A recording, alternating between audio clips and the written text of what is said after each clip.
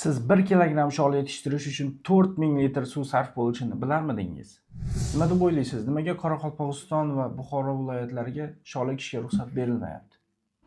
Shol yetishtirishda suv sarfi yuqori bo'lib, 1 kilogramm shol uchun taxminan 4000 litr suv talab qilinadi. Suv resurslarining kamayishi sababli suvni tejovchi texnologiyalar joriy etilmoqda. Masalan, 2023-yilda 16000 gektar maydonda lazer bilan tekislash texnologiyasi qo'llanildi. 15600 gektar maydonga zamonaviy urug' sepuvchilar ishlatildi.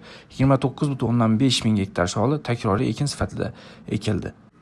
Bundan tashqari sholning chidamli, ertapchar va juda erta damlarni yetishtirishga alohida e'tibor qaratilmoqda. Ko'chat uslubida ekish orqali suv sarfini 40% gacha tejash, hosildorlikni oshirish va sholni 25-30 kunga erta pishirish mumkin.